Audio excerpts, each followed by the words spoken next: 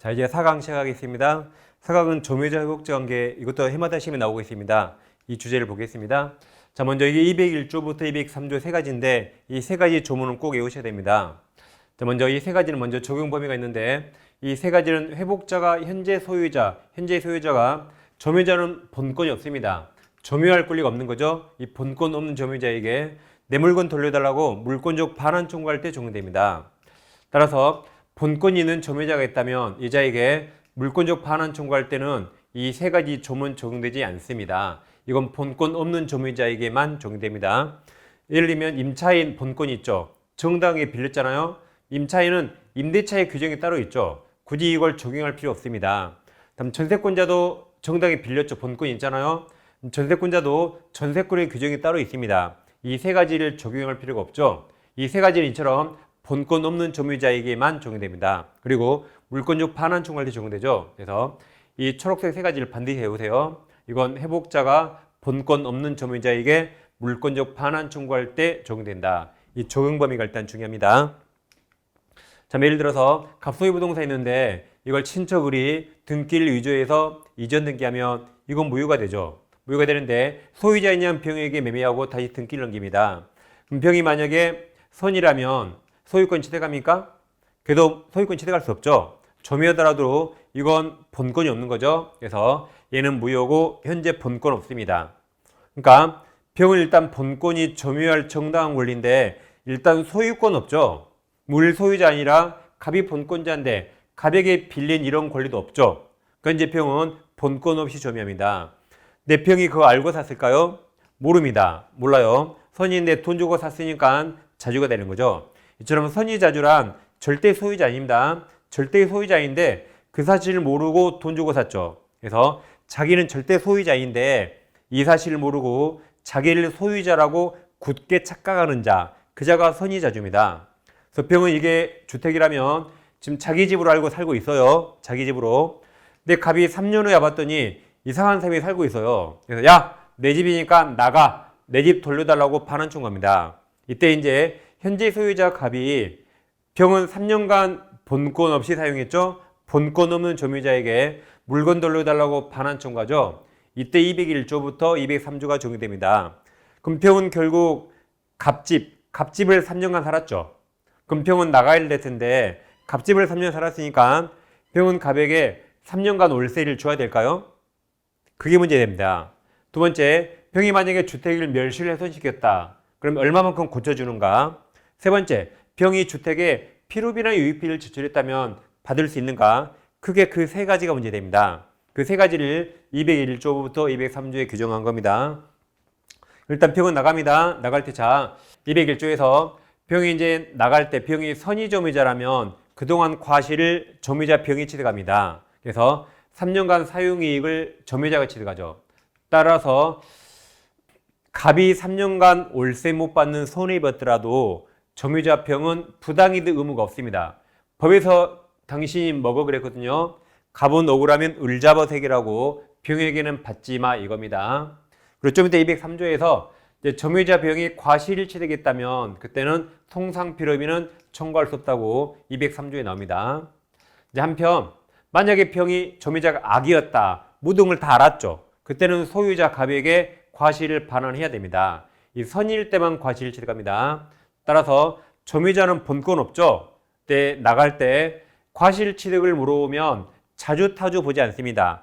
타주이더라도 선이면 과실을 취득합니다. 그래서 과실은 자주타주를 안 봐요. 자주타주 무시하고 선이 악의만 가지고 판단합니다. 두 번째, 조묘자 병이 목적물을 멸실훼손시켰습니다. 근데 갑이 내 집 돌려줘. 그럼 나가야겠죠. 그때 얼마만큼 고쳐줄까요? 이게 시험에 제일 잘 나오는데 조묘자 병이 선이면서 자주라면 현존 상태 그대로 반환합니다. 안 고쳐줍니다. 이걸 외우세요. 선자현존 외워요. 선자현존. 그 선자가 아니라면 그 외에는 전손해배상합니다. 그러니까 악이 전손해배상이에요. 선이면서 소유사가 없는 타주도 손해전부배상입니다. 오직 선자만 현존, 나머지는 전손해배상 이렇게 갑니다. 자, 세 번째, 필요이백비를 청구할 수 있는데, 자, 이 비용은 이렇게 외우세요. 비용은 도둑놈도 행사할 수 있어요. 비용은 누구도 도둑놈 행사할 수 있다. 그래서 비용은 필요비와 유익비가 있는데 아까 했죠. 점유자평이 선이어서 과실치되겠다면 소유자에게 통상 필요비 청구할 수 없습니다. 다음 유익비는 누가 선택하죠? 회복자가 선택하죠. 회복자가 선택합니다. 만약에 자 유익비가 이거죠. 자 필요비 비교하면 필요비는 꼭 들여야 할 돈, 유익비는 꼭 들을 필요 없지만 가치 증가가 현저한 겁니다. 그래서 만약에 병이 3년 전에 집에 들어갈 때 화장실과 주방을 리모델링해서 3천만 원 들였어요. 병이. 근데 병이 3년 살았잖아요. 감가됐겠죠. 현재 가치가 2천 남았다. 그럼 값이 지금 집을 받아갈 때는 얼마 가치 받아가죠? 2천 가치를 받아가죠. 따라서 이 선택을 회복자 갑에게 맡깁니다. 갑이 둘 중에 점유자 병에게 2천만 원을 주고 집을 뺏어오겠죠. 그러죠? 그 다음 이렇게 필요비는 몇십만 원 안 되는데 유익비는 이렇게 몇천만 원 될 수 있거든요. 그럼 현재 갑이 병에게 줄 2천만 원이 없어요. 그러면 법원에 상환기간을 허여를 신청하면 법원에서 그 기간을 허여하거나 유예할 수 있다. 즉 6개월간 2천만 원 줄 기간을 유예했다, 허여했다. 그럼 변제기간 늘어나죠. 그때는 유치권 행사 못합니다. 그러니까 원래 이거 유치권 행사할 수 있죠. 근데 예외적으로 법원이 상환기간을 이렇게 6개월간 허여하거나 유예하면 변제기가 늘어나서 그땐 예외적으로 유치권 행사할 수 없습니다. 그 다음 비용은 아까 외웠어요. 도둑놈도 청구할 수 있다. 따라서 점유자는 선의, 악의, 자주, 타주 묻지 않고 무조건 청구할 수 있다. 왜냐하면 도둑놈도 청구할 수 있으니까. 그럼 정리합니다. 점유자평 나갈 때 과실을 물어보면 자주, 타주 안 봐요. 선의, 악의만 판단한다. 타주라도 선이면 과실치대갑니다. 다음 점유자가 물건을 멸실훼손시키면 사안이 제일 중대합니다. 다른 사람 물건을 왜 묻힙니까? 그때는 네 가지를 다 봐요. 선인가 악인가 자중가 타중가 다 보고 선자만 현존이고 나머지 존손의 배상입니다. 비용은 아무것도 보지 않는다. 비용은 무조건 청구할 수 있다. 세 가지를 잘 비교합니다. 그리고 비용은 필요비는 지출한 즉시가 아니에요. 비용은 반환할 때, 반환 청구받거나 반환한 때 그때 청구합니다. 그래서 필요비 지출한 즉시는 임대차입니다. 임대차랑 상관없다라 했죠. 여기는 필요비든 유익비든 너 나가. 그때 나갈 테니까 필요비 내나 유익비 내놔라고 동시에 청구합니다. 임대차랑 헷갈리면 안 되겠습니다. 자, 그럼 이제 문제를 풀어봅니다. 아까 그 사례 똑같아요. 자, 1번 문제는 이 과실 취득한다 그랬죠? 그럼 선인 경우에 과실 취득할 수 있다. 이 경우 병은 갑에게 점유 사용으로 인한 이득, 이게 부당이득 반환 의무가 없다 그랬죠? 2번, 과실 반환하라고 나오니까 병이 악의 점유자라면 그동안 과실을 갑에게 반환해야 하며 소비하였거나 과실로 인하여죠. 이때 과실은 실수, 잘못으로 인하여 훼손 또는 수차지 못한 경우에 그 과실 대가를 보상합니다. 여기서 과실이 이 과실만 뜻이 달라요. 이것만 실수, 잘못입니다. 여기는 사용이익, 여기도 사용이익이 되는 거죠. 그래서 과실 없이 하면 틀리죠. 잘못 없이 틀렸다. 과실로 인하여입니다. 자, 3번은 과실 취득하니까 선이죠. 선이 병이 과실 취득한 경우 갑에 대해서 무슨 필요비 청구할 수 없다니까 통상 필요비 청구할 수 없답니다. 다음 4번 병이 목적물을 점유하면서 그의 책임인 사유로 목적물을 멸실훼손시킨 경우 그러면 선자현전 선이면서 자주가 현존한 데서 배상해야 하며 병이 악의점이자거나 선이 타주 이때는 나머지 존손해를 다 배상합니다. 5번 병이 목적물의 비용을 지출한 경우 병은 지출할 때가 아니라 반환할 때 회복자 갑에게 비용 청구할 수 있으며 이때 비용상은 병이 선인 경우 하는 게 아니라 아까 도둑놈도 청구할 수 있다. 선악 자타 무조건 청구할 수 있습니다. 자, 그 다음 잠깐 197조 공부합니다. 자, 이 항에서 선의점유자라도 본권에 관한 소에서 패소한 때 언제 악의가 되죠? 소재기한 때부터 악의점유자로 봅니다. 그리고 법이 없지만 자주가 타주로 바뀌는 시점은 패소 판결 확정시입니다. 무슨 말인가 보겠습니다. 이런 게 감정평가에서 한번 나왔거든요. 최근에. 자, 아까 갑이 본권 넘는 조무이자 병에게 너 등기 무효니까 등기 말소하고 내 부동산 돌려달라고 이제 반환 청구합니다. 그러니까 병이 내 집인데 아까 병이 선자니까 내 집인데 너 누구니라고 거절했어요. 그럼 갑은 어떻게 해야 돼요? 이제 소송을 해야겠죠. 그래서 소유자 갑이 본권 넘는 조무이자에게 소송을 제기합니다. 그럼 소유자가 소송해서 이게 본권에 관한 본권의 소에서 이제 갑이 위조를 입증하면 갑이 승소하겠죠. 그래서 조무이자 병이 패소합니다. 자, 그럼 지금 본권에 관한 소에서 조무이자 병이 패소했죠. 그럼 병이 이날 모든 걸 다 알았죠. 지금까지 내가 소유자가 아니었죠. 지금까지 을이 중간에 사기꾼이고 갑소였던 겁니다. 그래서 병이 소송의 진날, 이날 모든 걸 병이 다 알았습니다. 다 알았는데 악의 시점을 소제기로 앞당겨줍니다. 이때부터 악의로 봐요, 악의. 왜냐면 보세요. 소송에 졌으니까, 소송에 졌죠? 이날 사실은 병이 모든 걸 다 알았거든요. 지금까지 내가 소유자 아니었죠? 이날 알았지만, 그럼 만약 이때부터 악의로 보면 2000은 다 선이거든요? 그럼 선인 동안 과실을 조무이자 병이 취득합니다. 그러면 이때 병이 소장을 받았죠. 그럼 혹시 내가 소송이 질지 모르니까 소송을 2년, 3년, 5년 계속 지연시킵니다. 지연시키면 지연시킬수록 갑이 과실을 많이 취득하거든요. 그러니까 소송 지연하지 말라고 이 본권의 소에서 조무이자 병이 네가 지잖아. 네가 지면 이 소제기부터 악의로 봐버립니다. 그래서 이 선의 조무이자라도 본권에 관한 소에 치면 언제부터? 소제기부터 악의로 봅니다. 그래서 이때부터 악의로 본다. 그러면 이전의 선이죠. 이전의 선이라 이 소제기 전까지만 선이 병이 과실을 취득하고 소제기 후부터는 악의가 되니까 과실을 소유자 갑에게 반환해야 됩니다. 다음, 아까 자주 타주는 과실과 상관없다 그랬죠. 그래서 자주가 타주로 바뀌는 시기는 이 패소 판결 확정시입니다. 과실과 연관이 있는 악의 시점만 소제기로 앞당겨줍니다. 이게 197조가 됩니다. 자, 그럼 6번 2020년 2월 1일 소유자 갑이 병에게 무효등기 말소 청구 소송을 제기하면서 목적물 반환 청구를 해서 6월 1일 날 병 패소가 확정되었다. 그러면 본권에 관한 본권의 소에서 조무이자 병이 패소하면 이 소제기 시 이때부터 악의가 된다. 그럼 이때부터 과실 반환해야 돼요. 근데 패소 판결 시 이때부터 타주가 됩니다. 그래서 이 경우 병은 과실 언제부터 반환해야 돼요? 소제기 시 이때부터 악의가 되니까 소제기 이후 과실을 갑에게 반환하면 병은 언제부터 타주가 돼요? 판결 확정 시 6월 1일부터 자주가 타주로 전환됩니다. 그래서 이 바뀌는 시기가 서로 다르다. 두 개를 잘 비교하면 되겠습니다. 그 다음 이제 7번. 자, 여기 둘 중에 선택하는데 법원의 상환기간 허여 신청은 유익비만 할 수 있죠. 유익비입니다, 이거. 유익비를 신청할 수 있다. 이에 법원이 상환기간을 허여한 경우 이때 유치권 행사할 수 없다 그랬죠.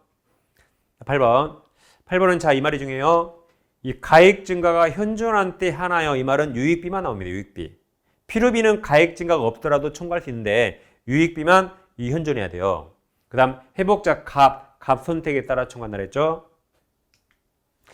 여기까지 점유자와 회복자 관계 사례 문제를 봤습니다. 이제 다음 파트 점유취득시효도 논점이 아주 많습니다. 여기를 공부하겠습니다. 일단 부동산 점유취득시효는 245조 1항이 있는데 먼저 20년간 소유사 자주점유로 평온공원하게 부동산을 점유하는 자는 여기까지 취득시효 완성했습니다. 그럼 곧바로 소유권 취득합니까? 등기를 해야 됩니까? 등기를 해야만 소유권 취득하죠. 245조입니다. 따라서 점유취득시효 완성하면 곧바로 소유권 취득이 아니에요. 등기를 해야 되죠. 따라서 등기청구권을 취득합니다. 그럼 이건 물청이에요, 채청이에요? 아직 물권자 아니니까 채권자가 청구하는 채청입니다. 그럼 채권이라 특정인이 특정인에게만 행사할 수 있어요. 그 특정인을 대법원이 다음과 지정했습니다. 이 청구권은 20년 완성 당시 점유자가 20년 완성 당시 소유자에게만 행사할 수 있는 채권적 청구권입니다. 그래서 이하 모든 판례가 이 공식으로 다 끝납니다. 이거 대법원이 정한 거예요. 이거 이대로 판시합니다. 그 다음 채권이라 소멸시효가 문제가 되는데 시효완성자가 점유를 계속하면 소멸시효 진행하지 않습니다. 근데 점유를 상실하면 그때부터 이 청구권이 즉시 소멸한 게 아니라 이때부터 10년의 소멸시효가 진행합니다. 그럼 자, 이하 판례 이 공식으로 단대서 이렇게. 자, 왼쪽에 갑토지고 오른쪽에 을토지가 있는데 우리 경계를 살짝 착오해서 갑토지를 살짝 이렇게 침범해 점유합니다. 갑승낙 없죠? 이게 본권이 없죠? 본권 없이 점유합니다. 그러더라도 실수로 살짝 넘어갈 수 있죠? 그건 애교로 봐줘요. 그래서 이 정도는 그냥 자주로 봐줍니다. 따라서 이 상태로 20년 경과해버리면 우리 취득시 완성합니다. 그럼 미안하지만 갑은 소유권 뺏기고 을에게 소유권 넘겨야 됩니다. 이게 점유 취득시효입니다. 자주니까 가능해요. 그럼 지금부터 빨강색 이 토지를 잘 보세요. 자, 항상 공식 완성 당시 점유자가 완성 당시 소유자에게만 행사할 수 있다. 그래서 완성 당시 점유자 을이 소유자가 갑이죠. 갑에게 청구하는 겁니다. 그래서 첫 번째 이제 갑소유 부동산을 을이 점유계시해서 을이 10년 시 완성합니다. 그럼 완성 당시 소유자는 바로 왼쪽에 있어요. 갑에게 등기 청구할 수 있다. 근데 만약에 이때 갑에서 병 앞으로 완성 전에 소유자가 변경되면 이번에는 완성 당시 소유자 누구죠? 바로 왼쪽 사람. 이땐 병에게 등기 청구할 수 있고 만약에 소유자가 중간에 100번 바뀌더라도 바로 왼쪽 이자죠? 바로 왼쪽 최종 등기 명인에게 등기 청구할 수 있습니다. 항상 바로 왼쪽 사람에게 한다 하시면 됩니다. 두 번째, 이제 갑부동산을 우리 점유계시해서 을이 20년 시완성했는데 자, 만약에 이때 시완성 전에 갑에서 병 앞으로 이전 등기가 되는데 병 등기가 원인 무효랍니다. 그럼 지금 완성 당시 소유자 갑입니까? 병입니까? 갑이죠. 그럼 그 등기 명의를 상대로 등기 청구할 수 없죠. 갑이니까 갑을 상대로 해야 됩니다. 그러기 위해서 매도인 갑, 소유자 갑을 대유해서 이걸 말소합니다. 그래서 등기가 갑에게 회복되면 갑으로부터 이전 등기 받아야겠죠. 그러니까 바로 완성당의 소유자를 대유히 말소하는 거죠. 대유합니다. 그 다음 만약에 우리 시효완성했지만 시효완성, 시효이익을 포기할 수 있죠. 즉 나는 20년 점유한 걸로 충분히 만족합니다. 소유권 취득 안 할 수 있죠. 그럼 포기를 누구한테 할까요? 아직 우리 시험에 안 나왔지만 이 가짜 소유자가 아니라 진짜 소유자, 진정한 소유자에게 해야겠죠. 그래 갑이 그래 당신 양심이 있구나라고 하겠죠. 그리고 병이 아니다. 다시 항상 이 공식대로 합니다. 세 번째, 갑부동산을 우리 점유해서 20년 시완성했습니다. 그럼 우리 왼쪽 사람 갑에게 등기 청구해야 되는데 하지 않고 있다가 소유자가 병으로 바뀌면 얘는 완성 당시 소유자 아니죠? 완성 후 소유자죠. 그럼 오른쪽한테 이제 못합니다. 그런다고 갑은 이제 소유자 아니죠? 갑에게도 못합니다. 그래서 이제 을은 소유권 취득 못해요. 이제 병이 소유자입니다. 그래서 병이 나가 그러면 을이 쫓겨나는 겁니다. 그럼 을 나가면 불쌍하세요? 안 불쌍해요. 을은 20년씩이나 내 것처럼 사용했죠. 쿨하게 나가면 되는 거고 절대 불쌍하지 않습니다. 저는 을이 부러워 죽겠어요 지금. 그래서 이제 병이 소유권 취득하고 오른쪽한테 못한다. 단 어떤 사유로 소유권이 갑에게 돌아왔다. 그때는 다시 왼쪽한테는 그때는 할 수 있습니다. 그러니까 이건 왼쪽 사람, 바로 왼쪽 사람이에요. 오른쪽에 못합니다. 왼쪽, 오른쪽만 비교하면 끝납니다. 이거. 이번에는 자, 갑소유 부동산을 우리 점유계시해서 우리 20년 시완성하면 왼쪽 갑에게 해야겠죠. 하지 않고 있다가 오른쪽에 놓으면 오른쪽한테 못합니다. 근데 만약에 이때 병이 갑으로부터 매매해서 등기 취득했는데 병이 매매계약에 적극 가담했다. 그럼 103조 그때 무효가 되죠? 그럼 또 소유자 아니네요. 그러죠? 아까처럼 이 소유자를 대유해서 말소 청구합니다. 그래서 등기 회복되면 갑으로부터 등기 뺏어올 수 있다. 물권자를 대유합니다. 다섯 번째, 다시 갑소유 토지를 우리 점유계시해서 우리 20년 시완성합니다. 그 왼쪽 갑에게 등기 청구할 수 있죠? 하지 않고 있다가 여기처럼 제3자 병 앞으로 소유권이 넘어오면 을은 오른쪽한테 등기 청구 못합니다. 근데 보세요. 우리 지금까지 계속 점유하고 있어요. 우리 여기부터 지금까지 계속 점유하고 있습니다. 그래서 우리 머리를 써서요. 내가 계속 점유하고 있으니까 여기서부터 20년을 역으로 계산해요. 여기서부터 20년을 역으로 계산해서 그럼 나는 이날을 점유 계산점 삼겠다. 그럼 이날 점유 개시했으니까 이날 20년 완성했잖아요. 그래서 완성상시 점유자가 병한테 등기 청구했습니다. 그러니까 법원이 할 수 없다 그랬어요. 너는 이날 완성했지. 이날 완성한 거 아니죠. 이날 완성했으니까 계산점 멋대로 삼을 수 없어요. 그죠? 너는 이날 계산해서 이날 완성했죠. 그러니까 너는 왼쪽한테 해야 되고 오른쪽이 못합니다. 역산해서 멋대로 계산점 삼을 수 없습니다. 물론 소유자가 갑으로 똑같다면 갑으로 똑같죠? 어차피 을은 갑에게 청구할 수 있습니다. 그때는 계산점 임으로 삼을 수 있는데 이 제3자 병을 보호하기 위해서 이 공식을 만들어 뒀거든요. 소유자가 변경되면 임으로 계산점 삼을 수 없습니다. 단 그러더라도 뭐가 날라와요? 이제 소유자가 변동됐죠. 이때를 새로운 계산점으로 을이 또다시 20년 점유했대요. 그럼 취득시 한 번, 두 번, 2차 취득시 완성했네요. 그러면 갑이 지금 현재 을이 40년 이상 점유했죠. 그럼 을을 쳐도 되겠어요, 이제. 그럼 다시 공식 여기서 여기 완성했죠. 그럼 이제 완성 당시 점유자가 이제 왼쪽 이제 완성 당시 소유자에게 이제는 다시 등기 청구할 수 있다. 그리고 만약에 2차 취득 시효 기간 도중에 이때 소유자가 정으로 바뀌었다면 이제 완성 당시 소유자 바로 왼쪽 사람 누구죠? 정이죠. 이제 정에게 할 수 있다. 그러니까 이 모든 판례가 이 구홍치로 지금 다 끝난 겁니다. 이건 간단하니까 취득시 완성했죠. 그 완성 당시 소유자는 바로 왼쪽 사람이에요. 오른쪽에 못한다. 왼쪽을 대위해서 말써요. 여기서 오른쪽에 못하죠. 그죠? 근데 2차 완성이면 왼쪽한테 할 수 있죠. 이제 소유자가 정이면 바로 왼쪽한테 할 수 있다. 그러니까 바로 왼쪽한테 청구하고 오른쪽에 못합니다. 그러니까 자 왼쪽한테요. 오른쪽 하면 빰 때려 이렇게 오른쪽 하면 빰 때려서 이렇게 오른쪽 하면 안 돼요. 왼쪽 사람 바로 왼쪽 사람입니다. 왼쪽 오른쪽만 구분하면 됩니다.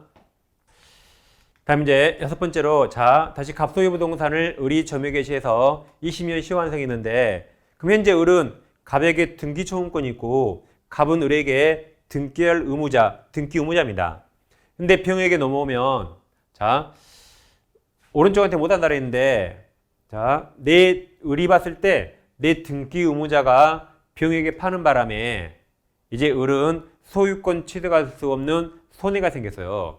누가 파는 바람에? 내 등기 의무자가 파는 바람에 을은 소유권 취득할 수 없습니다.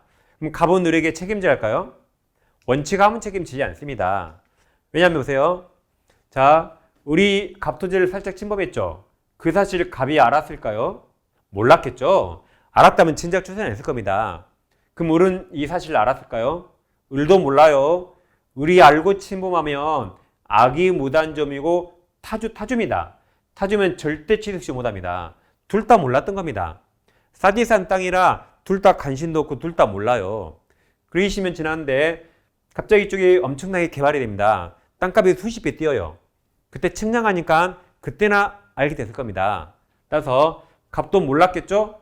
그래서 갑이 모르고 팔았을 거니까 원칙 을에게 아무 책임지지 않는다. 이게 원칙입니다. 근데 예외적으로 을이 어떻게 시효완성을 알았네요. 시효완성을 알고 소유자 갑에게 등기 청구했어요. 그럼 갑도 알게 됐죠. 그럼 이제 갑은 을에게 등기를 넘겨야 할 텐데 에라 모르겠다 팔아버립니다. 그때는 책임져야 돼요. 고의로 팔았으니까. 그래서 알고 처분했다. 그때는 고의로 팔았죠? 고의로 팔았으니까 불법행위 책임입니다. 채무불이행 아니에요. 갑과 을 간에 무슨 계약상 채권 채무 없습니다. 없어요. 둘이 무슨 매매했나요? 증여했나요? 얘들은 245조 법률 규정에 따라 등기 청구하는 거지 어떤 매매 증여 같은 거 없습니다. 그래서 고의로 알고 팔았으니까 불법행위 책임이지 채무불이행 책임 아닙니다. 이것까지 비교해서 시험이 냅니다. 자 이제 7번째 다시 갑부동산을 우리 점유해서 20년 시완성하면 왼쪽한테 등기 청구할 수 있죠? 근데 이번에 보세요. 이번에는 갑이 매매한 게 아니라 갑이 병에게 돈을 빌리면서 갑이 병 앞으로 저당권을 설정해 줬습니다. 여전히 소유자 갑이네요. 그래서 이제라도 을은 갑에게 등기 청구할 수 있습니다. 완성상의 소유자 갑에게 등기 취득했어요. 등기 취득했는데 병 저당권이 따라오네요. 그래서 을이 이 채무를 변제했습니다. 갑이 빌린 돈을 을이 대신 갚았어요. 그리고 갑조차 가서 야, 당신이 빌린 돈 내가 대신 갚았으니까 그 돈 내놓으라고 구상권이나 부당이 대파는 청구할 수 있을까요? 이거 할 수 없습니다. 할 수 없어요. 왜냐하면 을이 소유권 취득하기 전에 생긴 저당권이라 을은 이걸 용인한 채로 소유권 취득하는 겁니다. 결국 을이 갚아야 돼요. 을이 갚아야 됩니다. 내 등기를 깨끗하게 하기 위해서 내 이익을 위해서 갚은 거죠. 갑에게 그 돈 달라고 청구할 수 없다가 판례입니다. 만약에 병에게 팔았다면 소유권 취득할 수 없는데 매매가 아니라 다행히 저당권 설정하니까 이제라도 소유권 취득할 수 있죠. 그럼 얼마나 감지덕지입니까? 갑에게 할 수 없다고 판시했습니다. 자, 지금까지는 다 갑이 처분했죠. 이제 시효완성자 을도 팝니다. 다시 을이 시효완성했죠. 근데 이제 을이 팔아요. 을이 시효완성한 그 토지를 병에게 팔고 병에게 점유를 넘깁니다. 자, 그럼 병은 매수인으로서 을에게 소유권 이전 등기 청구권이 있기 때문에 병이 앞사람의 시효완성을 주장해서 병이 갑에게 직접 등기 청구할 수 있을까요? 병이 어차피 을로부터 소유권 등기 취득할 수 있거든요. 그러니까 병이 앞사람의 시효완성을 주장해서 이렇게 갑에게 직접 등기 청구할 수 있을까요? 그럼 찍지 마세요. 이제 누구만 할 수 있다? 이자만 할 수 있죠. 을만 할 수 있어요. 이제 이자만 할 수 있죠. 을만. 그러죠? 을만 할 수 있습니다. 그러니까 병은 매수인으로서 을을 대유해서 갑에게 등기 청구할 수 있지만 완성상의 점유자는 아니죠. 직접 못합니다. 그래서 이 모든 판례가 이 공식으로 다 끝나는 겁니다. 자, 이제 문제 풀어봅니다. 자, 갑소유 토지를 을이 취득시 완성했죠. 1번. 만약 갑토지가 미등기인 경우 을은 취득시 완성 후 등기해야 되죠. 등기해야 취득한다. 즉시가 아닙니다. 2번. 시효 취득 주장하는 을, 점유자 을은 자주점유로 추정되니까 증명할 책임 없다. 자주 추정됩니다. 3번. 을이 토지에 대한 취득시 완성으로 인한 소유권 이전 등기 초용권 채권 채청은 그 토지에 대한 점유가 계속되는 한 소멸시효로 소멸하지 않는다. 4번. 을이 병에게 점유부동산을 처분해서 점유를 상실한다 하여 그 소유권 이전 등기 청구권이 즉시 소멸한 거 아니죠? 점유 상실한 때 그때부터 10년의 소멸시효가 진행되겠죠. 5번. 을의 취득시 완성 후 이전 등기 전에 제3자 병에게 소유권 등기가 경로되면 얘는 왼쪽 사람이고 오른쪽 사람이죠. 완성 후에 병에게 등기가 왔죠. 그러면 완성 후 병에게 등기가 왔죠. 오른쪽한테 청구할 수 없다. 그래서 을은 원칙적으로 병에게 주장할 수 없다가 됩니다. 6번. 을의 취득시 완성 후 이전 등기 전에 병에게 소유권 등기가 경로된 경우 그럼 오른쪽 병에게 청구할 수 없어요. 여기 없다. 여기까지. 근데 병이 소유권 취득한 시점을 새로운 기산처 삼아 다시 취득 완성되었다면 그때는 이제 청구할 수 있다 그랬죠. 이렇게 2차 취득 시효 병에게 주장할 수 있다. 다음 7번. 6번의 경우에 을이 새로이 2차 취득 시효를 완성하기 전에 정인병으로부터 소유권을 취득하였다면 을은 이제 그럼 바로 왼쪽 사람 병입니까? 정입니까? 정이죠. 그래서 정에게 취득시 완성 주장할 수 있다. 7번. 을의 취득시 완성 후 이전 등기 전에 갑으로부터 병에게 소유권 이전 등기 경로된 경우면 완성 후 병에게 등기가 왔으니까 오른쪽한테 할 수 없다. 그 다음 그로 인하여 우리 갑에 대한 시효 취득으로 인한 소유권 예전 등기 청구권을 상실한 것은 아닙니다. 아니므로 그 후 어떤 사유로 갑에게로 소유권 회복되면 이제 회복됐죠? 그럼 다시 왼쪽한테 할 수 있다. 그래서 을은 갑에게 주장할 수 있답니다. 왼쪽 사람.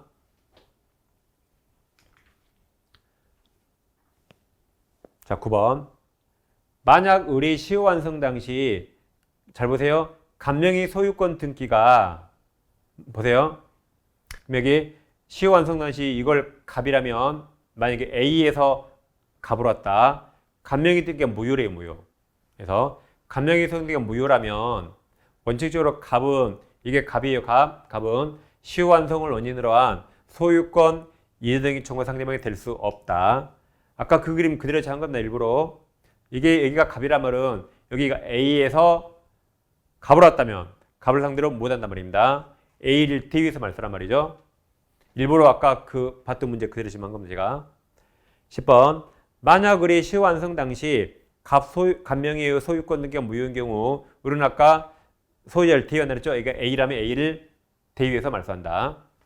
대위입니다, 대위. 물권자를 대위한다.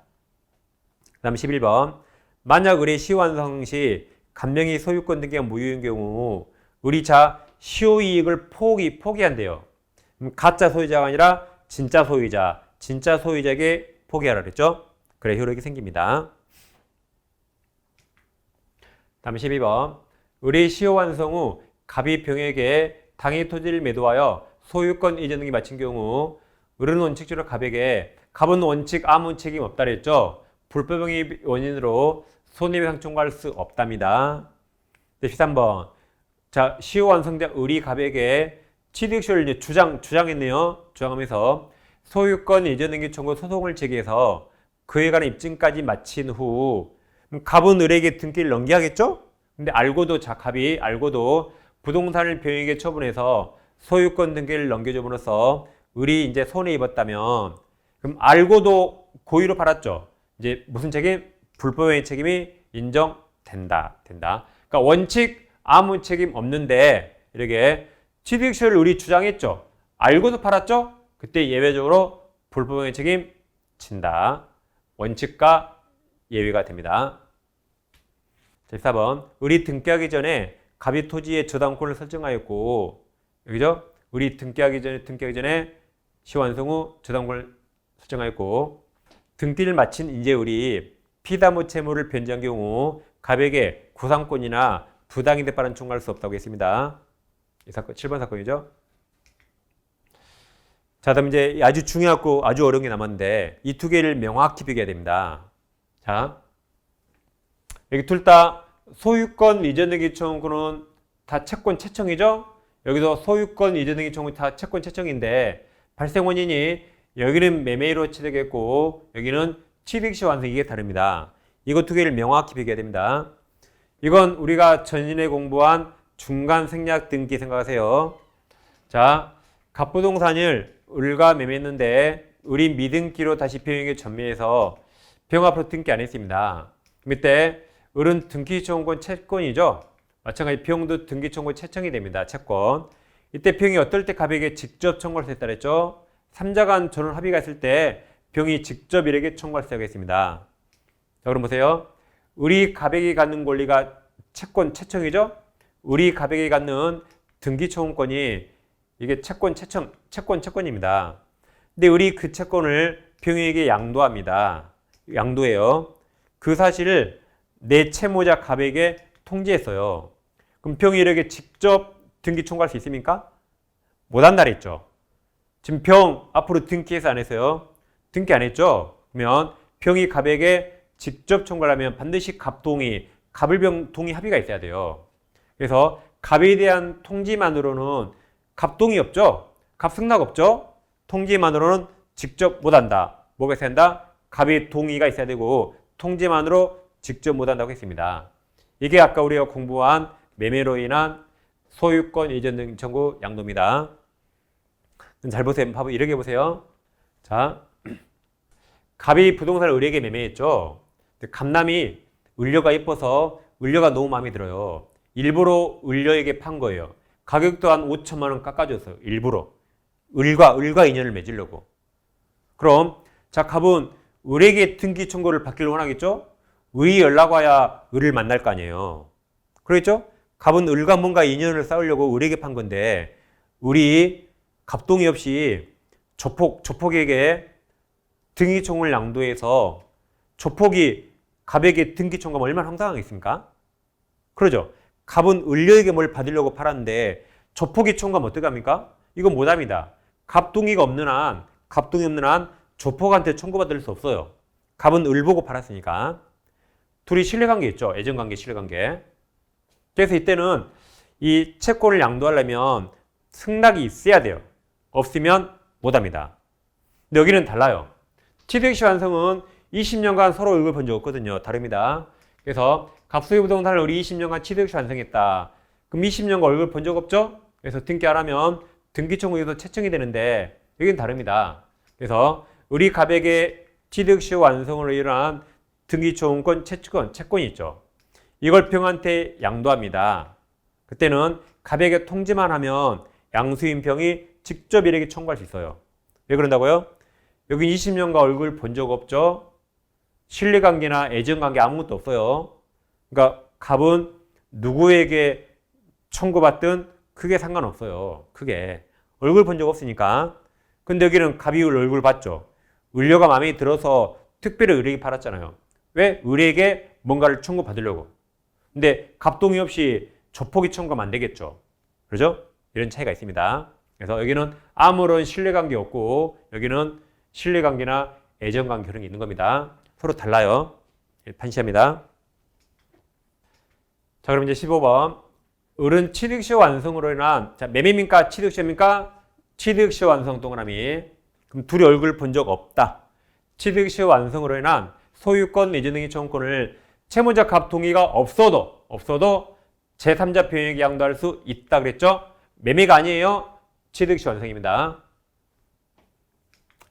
여기까지서 점유 취득시 논점이 아주 많고 어렵습니다. 근데 항상 공식들 하면 술술 잘 풀립니다. 공식 그대로 하세요. 왼쪽, 오른쪽만 비교하면 되겠습니다. 자, 이어서 이제 공유제도를 공부하겠습니다.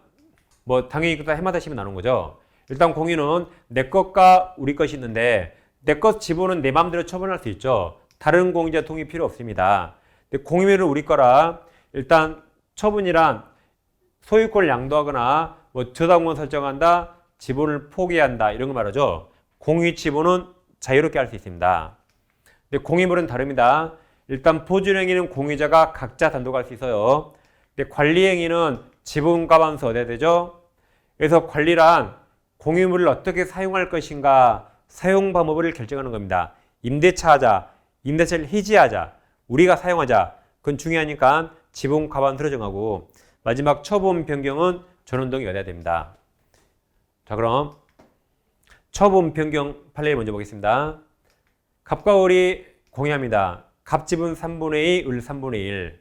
근데 갑이 을 동의 없이 공유물 전부를 매도하고 병 앞으로 전부 이전은 게 있어요. 을 동의 없더라도 채권행위는 이건 전부유효입니다. 전부유효. 타인 권리의 매매 유효죠? 하물며 지분이 많잖아요. 그럼 채권행위는 전부유효. 근데 처분행위는 처분권이 있어야 되죠. 을 동의 없으니까 갑 지분만큼만 유효. 처분한 공유자 지분 그만큼만 유효가 됩니다. 그리고 을 동의 없으니까 을 지분만큼 무효. 3분의 1 무효죠?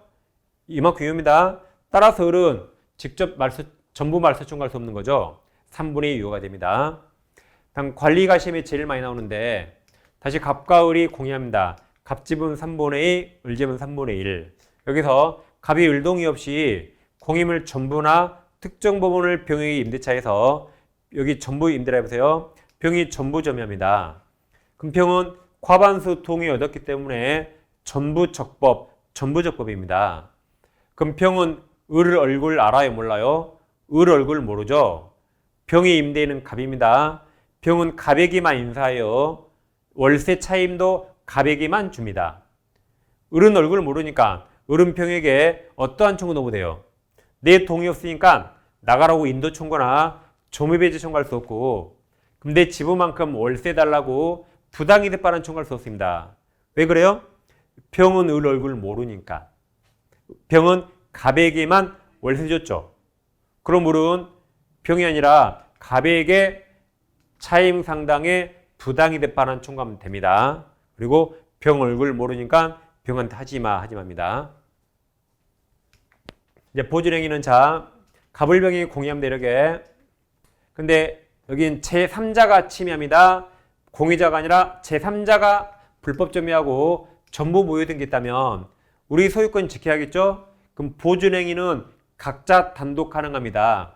지분이 적은 병도 각자 단독으로 전부 인도 청구할 수 있고 전부 말소 청구할 수 있다. 을도 각자 단독 갑도 가능합니다.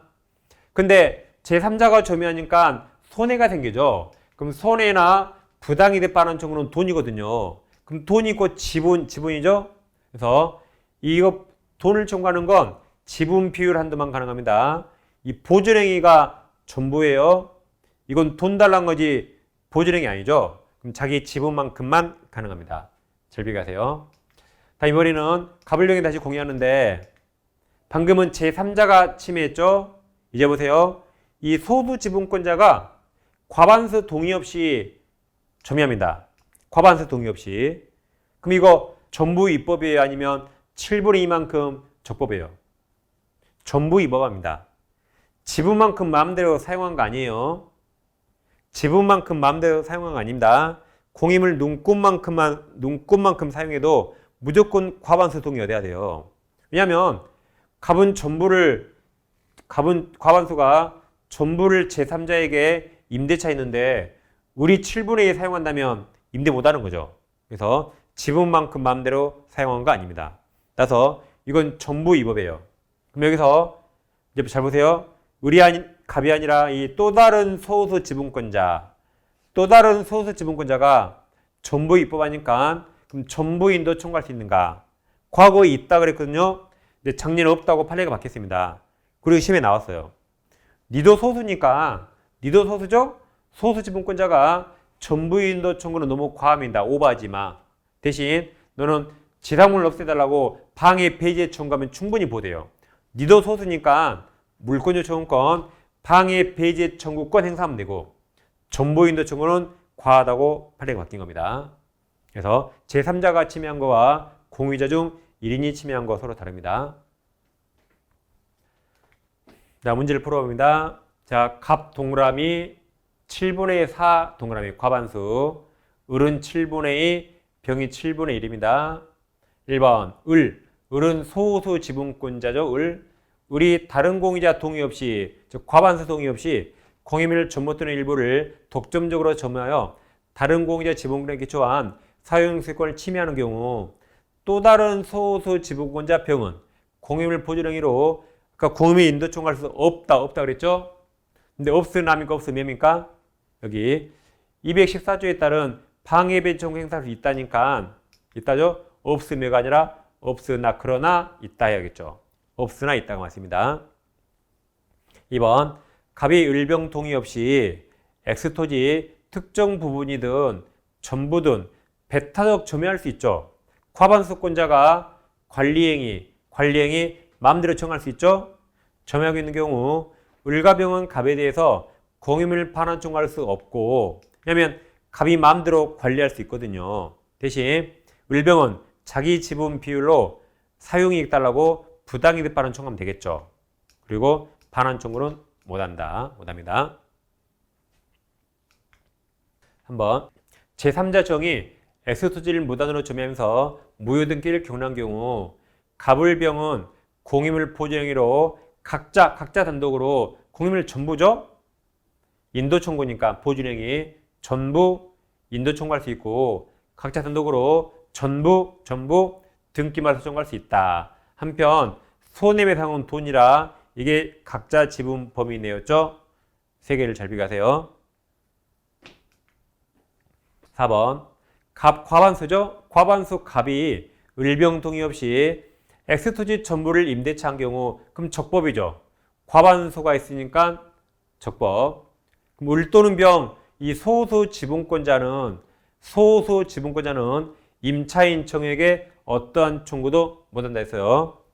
그래서 을도는 정은 자신 동의가 없음을 이유로 정에게 점의배제 청구할 수 없으며, 다음 누구한테 월세 달라고요? 부당이득 반환은 과반수권자 아까 갑에게 청구한다 그랬죠? 갑에게. 그리고 정에게는 어떠한 청구도 못한다. 5번 갑이 을병 동의 없이 X투지 전부를 정에게 매도. 그럼 동의 없더라도 매매 채권행위의 전부 유효 매도하고 이전 등기는 처분권 있어야 되죠. 을병 동의 없으니까 갑 지분만큼만 유효 등기한 경우 매매계약은 전부예요. 전부 유효이고 정매 등기는 이 갑 지분범위내 갑 지분범위에서만 유효하다. 따라서 을 또는 병은 정을 상대로 등기 전부 말소 청구할 수 없죠. 왜냐하면 갑 지분 범위만큼 유효니까 이걸 제외한 나머지만 말소 청구해야 되고 전부 말소 청구할 수 없다고 했습니다. 여기까지 공유를 마치겠습니다. 그 다음 이제 용익물권에서 지상권을 보겠습니다. 자, 문제 잘 따라오고 있죠? 속도는 약간 빠르니까 문제를 먼저 풀어주고 해설을 들으시면 금방 정리가 됩니다. 먼저 지상권은 물권이라 대항력이 있습니다. 갑부동산에 우리 지상권을 취득해서요. 그물은 갑과 계약했죠? 소유자가 병으로 바뀌면 물권은 갑과 맺은 계약을 제3자 병에게 대항할 수 있습니다. 이 30년짜리라면 병은 30년을 용인해야 돼요. 따라서 토지 소유자 병은 우리에게 내 토지 돌려달라고 인도 청구할 수 없습니다. 왜 그래요? 30년 대항할 수 있으니까. 이게 대항력입니다. 그 다음 이제 소멸 청구는 갑부동산에 지상권 을이 있는데 우리 갑에게 지료를 1년 연체합니다. 그리고 소유자가 병으로 바뀌어요. 그러니까 양수인에게 또 1년 연체합니다. 그럼 자, 양수인 병은 합산하면 2년이니까 합산해서 2년이 돼서 지상권 소멸했다고 소멸 청구할 수 있습니까? 할 수 없죠. 이 1년은 갑과 을 간의 채권채무입니다. 양수인 병에게 2년이 되지 않으면 합산해서 소멸 청구할 수 없습니다. 양수인 병에게 2년이 돼야 됩니다. 자, 문제 보세요. 을은 갑의 X토지에 지상권 취득했다. 을이 지상권자, 갑이 소유자, 설정자가 되죠. 1번 을은 소유자 갑의사에 반하여 제3자에게 양도할 수 있다죠. 지상권은 절대적으로 양도가 보장됩니다. 그래서 2번 마찬가지예요. 갑을 사이에 지상권 양도를 금전의 약정을 체결한 경우 이는 무효죠. 지상권은 절대적으로 양도할 수 있다. 무효이므로 을은 지상권을 3자에게 양도할 수 있다. 3번 갑으로부터 토지를 양수한 병은 지상권 전속 중에 을에게 토지 인도 청구할 수 없다 그랬죠. 왜냐면 을은 병에게 대항할 수 있으니까 대항력 있다. 4번 지상권 설정 목적이 된 을 건물이 점유매실 하더라도 다시 건물 지으면 되죠? 지으면 되니까 지상권 소멸하지 않는다.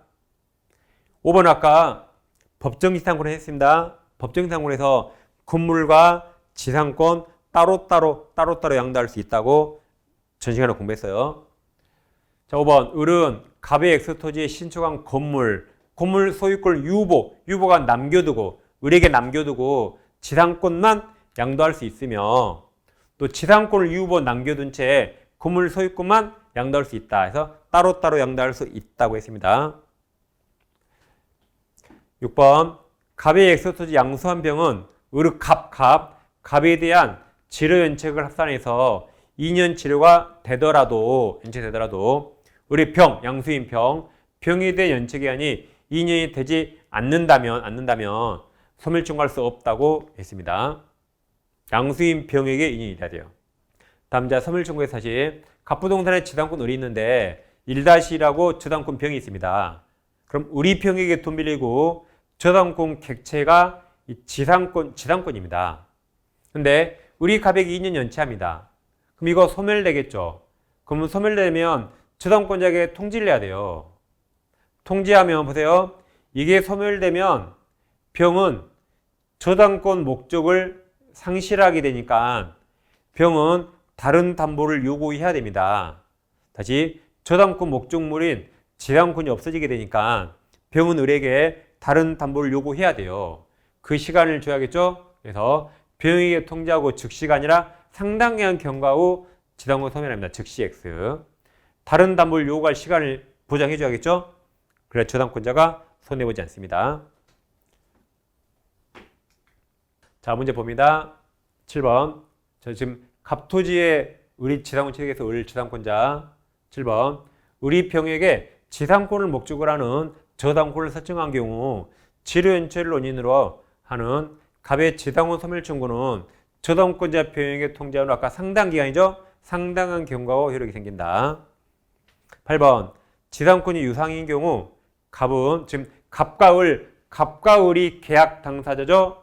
갑은 지료액 또는 그 지급 시기 등 약정은 자 당사자 을에게는 등기하지 않아도 유상이라고 등기하지 않아도 당사자 을에게는 주장할 수 있어요. 있으나 근데 제3자에게 주장하려면 유상이라고 등기해야 됩니다. 그래서 이를 등기해야만 제3자에게 주장할 수 있다. 다시 유상일 때 계약 당사자끼리는 등기하지 않아도 주장할 수 있어요. 근데 제3자는 등기하지 않으면 무상으로 할지 모르니까 등기했어야만 제3자에게 대항할 수 있다. 두 개를 잘 비교합니다. 그 다음 자 이제 사례 10번으로 갑니다. 전세권. 지금 우리 용의물권 하고 있습니다. 자, 전세권도 물권이라 대항력이 있다. 지상권하고 똑같습니다. 갑부동산을 우리 전세권을 취득했어요. 계약기간 2년에 전세금 3억을 갑에게 지급했죠. 갑이 설정자, 우리 전세권자가 되는데 소유자가 병으로 바뀝니다. 그럼 을은 갑과 맺은 계약을 당사자가 아닌 제3자 병에게 대항할 수 있죠. 그래서 을은 안 쫓겨나요. 2년간 안 쫓겨나고 나갈 때 3억을 신소유자 병에게 받습니다. 갑은 전세금 반환 채무가 면책되고 갑주일 병이 승계했죠. 그래서 양수인 병이 전세금 반환 의무를 부담합니다. 대항력이죠. 자, 다음 존속기간에서 이거 외워둡니다. 자, 토지 건물 똑같이 최장기 제한 10년이 넘지 못한다. 그 다음 토지 전세권이 없는데 건물 전세권에만 있는 게 두 가지입니다. 첫째, 최단기간 1년은 건물에만 있어요. 법정인신도 건물에만 있다. 그럼 법정인신되면 기간을 정하지 않는 것으로 하여 그럼 313조에서 각 당사자 둘 다 언제든지 소멸 통과할 수 있고 6개월 지나면 끝납니다. 그 다음 자 법정하면 뭐가 떠올라요? 법정? 법정 스님? 법정은 등기 없이도 갱신요력을 제3자에게 주장할 수 있다. 그래서 두 가지는 어디만 있어요? 건물. 그래서 자 외웁니다. 보세요. 건전한 단일 법이에요. 법이 하나야 건전해요. 다시 건전한 단일법. 다시 건전한 단일법. 외우세요. 법이 하나라 건전합니다. 건전한 단일법. 외워됩니다. 지금 시험에 잘 나오고 있어요. 다음 자 유지선에서는 지상권자, 전세권자, 물권이라 이자들이 스스로 유지선해야 됩니다. 그럼 여기 든 돈이 필요비라 얘들은 필요비를 달라고 소유자에게 청구할 수 없어요. 그래서 외웁니다. 전 필을 싫어해요. 다시 저는 필을 싫어한다. 지상권보다 전세권이 시험이 훨씬 잘 나오니까 전세권이 나오면 필요비 X 꼭 기억하세요. 이렇게 외워야만 앞에 뭐 통상 뭐 써도 헷갈리지 않습니다. 전 필을 싫어한다. 전세권자 나오고 필요비 나오면 무조건 X입니다. 전 필을 싫어합니다. 그 다음 전세권 소멸하는 동시행인데 자 갑부동산을 을과 전세권 설정했죠. 을은 갑에게 전세금 지급했고 갑은 을에게 전세권 등기하고 을이 목적물을 직접 좀 합니다. 기간이 끝나면 전세금 반환과 전세권 등기 말소 및 목적물 반환 이게 서로 동시행이에요. 동시행. 근데 자 을이 목적물 점유를 반환했거든요. 근데 전세권 등기를 말소하지 않습니다. 그럼 갑 전세금 줘야 됩니까? 안 줘도 됩니까? 아니면 절반만 줘요. 절반만 있으니까.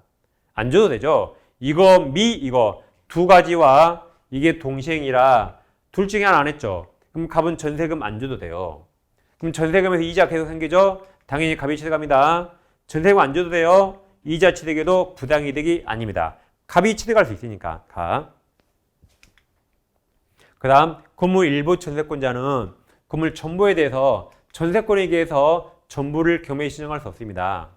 근데 만약에 누군가가 전부를 경매 청구하면 이 사람도 전부에 대해서 우선 면제를 받을 수 있어요. 두 개 절대 헷갈리면 안 됩니다. 문제 풀어봅니다. 갑은 을소유 부동산, 을소유네요. 전세권 취득했다. 갑이 전세권자, 을이 소유자면서 전세권 설정자입니다. 1번, 만약 갑이 전세권자가 을소유 토지네요. 토지에 전세권을 취득하면서 전속기간을 6개월로 정한 경우 그 기간은 6개월로 본다. 아까 최단 기간 1년은 건물에만, 건물. 건전한 단일법. 최단 기간 1년은 건물에만 있어요. 토지는 최단 기간 차는 없으니까 6개월 유효예요. 그러니까 6개월로 본다. 그러니까 여보세요. 건전한 단일법. 2번 대항력 있어요. 전세권 전속 중에 을이 전세 목적물 소유권을 병에게 이전한 경우 그러면 병이 을지를 승계하니까 병이 전세금 반환음을 부담하죠. 3번 아까 이거 똑같아요. 건전한 단일법. 만약 갑이 을소유 잡으세요. 법정행시는 어디만 있다? 그러니까 건전한 단일법. 그러니까 건물이에요. 건전한 단일법. 토지는 1년 없다 했죠. 그리고 건물이만 있다. 법정. 건전한 단일법. 그래서 을소유 건물에 전세권을 취득한 후 전세권이 법정 갱신된 경우 전속기간은 정함이 없는 것으로 보며 갑은 법정 등기 없이도 전세 목적 양수인 제3자에게 주장할 수 있다. 등기 없이. 그래서 건전한 단일법에 봅니다. 만약 갑이 건물 일부의 전세권을 취득한 경우 갑은 전부에 대해서 전세권의 경매 청구할 수 없으나 후순위보다 우선면제 받을 수 있다 그랬죠.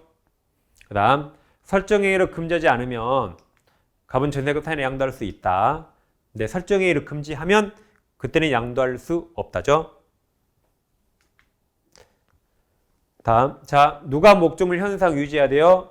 전세권자 갑. 전세권자는 갑은 목적물 현상을 유지하고 그 통상 권리에 속한 수를 해야 된다. 따라서 갑이 전세권자는 필요비 X 행사할 수 없지만 근데 유익비는 소유자에게 유리하니까 이건 청구할 수 있다. 필요비를 아까 전피를 싫어해요. 피를 싫어해요. 없다. 7번 전세권이 소멸한 경우 갑이 누구죠? 전세권자 갑. 전세권자가 그 목적을 인도하였다 하더라도 전세권 설정 등기 말소인기 표현 서류를 교부하지 않거나 그 이행 제공하지 않는 한 그럼 소유자는 전세금 반환하지 않는다 했죠. 소유자 을은 전세금 반환 거부할 수 있고 이 경우 다른 특별한 사정이 없는 한 전세금에 대한 이자를 소유자 을이 취득하죠.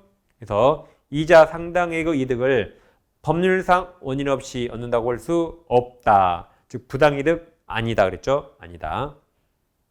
7번 판례는 아직 우리 시험에 안 나온 판례입니다.